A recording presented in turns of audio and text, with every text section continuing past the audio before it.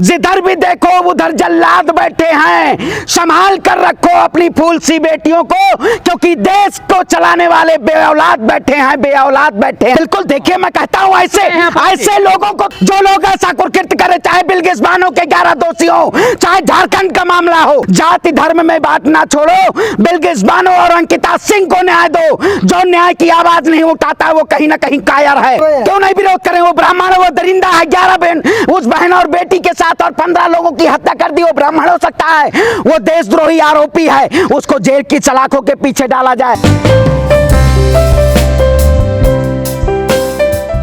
क्या वाकई में देश के प्रधानमंत्री जब लाल किले से देश के महिलाओं की बात कर रहे थे, देश के महिलाओं के लिए सम्मान की बात कर रहे थे, और भावुकता भरे वो पल उन्होंने 15 अगस्त के दिन जिस तरह से बहाने का काम किया, क्या वाकई में चाहे झारखंड की बात हो, चाहे गुजरात की बात हो, जिस तरह से पूरे देश में आज अमन और शांति को जिस तरह से भंग करके और कहीं ना कहीं पूरी तरीके से भय का विषय है, ये सरकार आज पूरे देश में एक ऐसे नैरेटिव फैला करके और देश में दंगा करवाना चाहती है। क्या वाकई में सरकार किसी भी को, मैं कहता हूं, जो सरकारें कोई भी अगर कानून व्यवस्था अगर अपनी हाथ में लेता है तो उनको जेल की सलाखों के पीछे डाला जाए।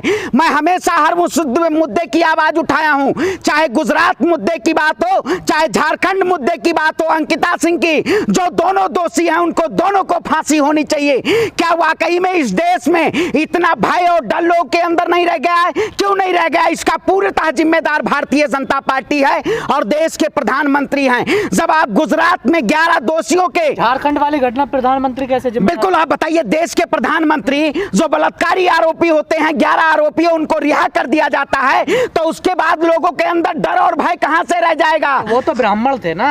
मैं देखिए, ब्राह्मण, मैं वही कहता हूं, ब्राह्मण देखिए दरिंदे हो, वो दरिंदे थे। मैं ब्राह्मण, ये पांचों उंगली बराबर नहीं होती है। कुछ इस देश में ऐसे असामाजिक तत्व हैं जो सभी समुदाय में हैं, चाहे वो ब्राह्मण की बात हो, चाहे किसी भी समाज की बात हो। जो लोग ये समाज में घृणा पैदा करते हैं, उनके खिलाफ कहीं ना कहीं कानून की कार्रवाई होनी चाहिए। और न्यायपालिका, मैं कहता हूं, जिधर भी देखो उधर जल्लाद बैठे हैं। संभाल कर रखो अपनी फूल सी बेटियों को, क्योंकि देश को चलाने वाले बे औलाद बैठे हैं, बे औलाद बैठे हैं। ये कहीं ना कहीं सत्ता में जो बैठे हुए, सत्ता के नशे में चूर, इनको दिखाई नहीं देता है। मैं कहता हूं, मैं झारखंड के उस बेटी के लिए भी न्याय मांगता हूं और गुजरात के भी उस बेटी के लिए न्याय मांगता हूं। ये भारत की बेटियां हैं, इनको न्याय मिलना चाहिए। और आपका सवाल बहुत लाजमी था कि महाबल दलितों का जिस तरह से घर उजाड़ा गया, क्या वाकई में झारखंड में शासन और प्रशासन इसको चिन्हित नहीं करना चाहिए? जो आरोपी हैं उनके खिलाफ कार्रवाई करनी चाहिए। किसी के आशियाने को इस पे कहीं ना कहीं भारतीय जनता पार्टी नहीं बोलना चाहती है, क्योंकि आए दिन भारतीय जनता पार्टी गरीब के आशियानों को तोड़ना चाहती है। और ये जो लोग बुलडोजर चलाया, जो लोग अपराधी इतने बेखौफ हो गए हैं, हथकड़ी पड़े, फिर भी हंसते रहते हैं। झारखंड वाला अपराधी आपने देखा होगा, देखिए। बिल्कुल देखिए, मैं कहता हूं, ऐसे लोगों को, जो लोग ऐसा कुकृत्य करे, चाहे बिल्किस बानो के 11 दोषी हो, चाहे झारखंड का मामला हो, अगर कोई भी इस देश में, अगर देश में सामाजिक सौहार्द, एकता और अखंडता को कोई भी अगर शर्मसार करने की बात करता है, मैं कहता हूं इस देश में बेटियां सभी की हैं। उन बहन बेटियों को अगर न्याय नहीं मिल पाएगा, मोदी जी ने इस देश को कैसा बना दिया कि आज बहन और बेटियों के लिए न्याय के लिए सड़क पे उतरना पड़ता है। सड़क पे वो इंसाफ, हंसते हैं, बिल्कुल अपराधियों को, मैं वही कहता हूं, इस देश में ये पूरी जिम्मेदारी भारतीय जनता पार्टी की है।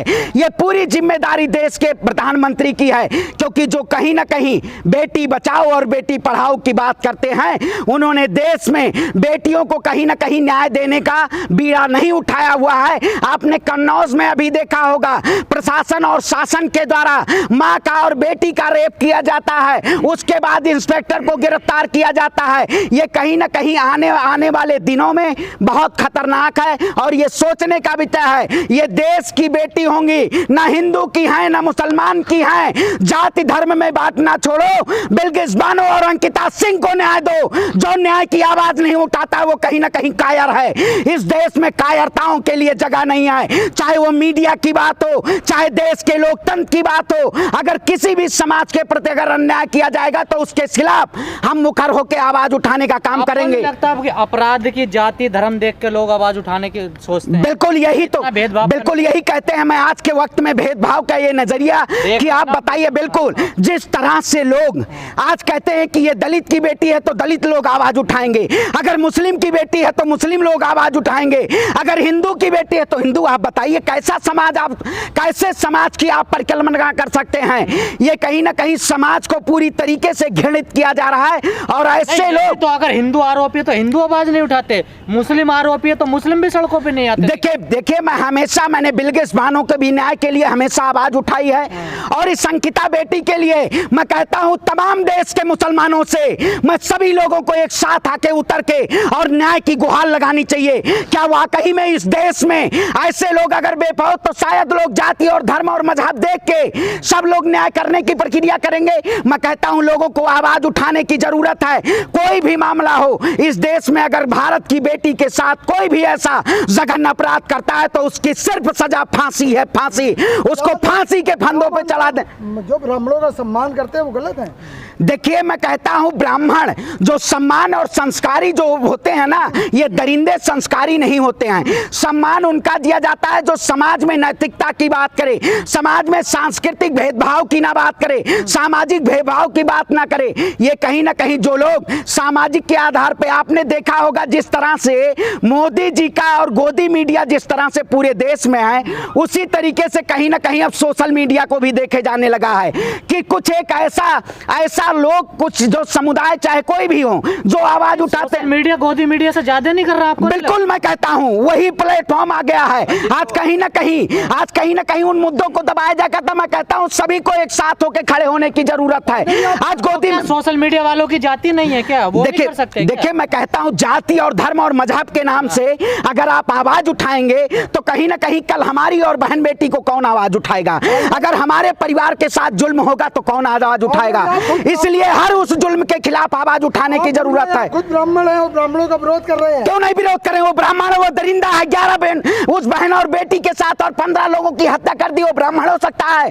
वो देशद्रोही आरोपी है, उसको जेल की सलाखों के पीछे डाला जाए। अगर इस देश में न्याय के लिए अगर आवाज नहीं है तो कहीं ब्राह्मणों का सम्मान पहले भी होता रहा, अब भी हो रहा है। देखिए ऐसे ये कुकर्म जो कर रहे हैं, ये जो कुकर्म कर रहे हैं, ये कहीं ना कहीं वो उस समाज को घृणित कर रहे हैं। अच्छे कामों के लिए सम्मान होना चाहिए, बुरे कामों के लिए? अच्छे कामों के लिए मैं कहता हूं ये जो बुरे काम कर रहे हैं वो कहीं ना कहीं ब्राह्मण नहीं हो सकते हैं, वो एक रूप में दरिंदे हैं। पर अब ट्रेंड चल रहा है देश में, जो बुरे काम अपराधी हैं उनके सम्मान फूल मालाएं पहनाए जाते हैं। अब देखिए जब से मोदी जी की सरकार आई है तब से इस देश में एक भारत और श्रेष्ठ भारत की जो परिकल्पना करते हैं, जो सबका साथ सबका विकास की बात करते हैं, आज उन्हीं के शासनकाल में उन बहन और बेटियों को न्याय के लिए सड़कों पे उतरना पड़ता है।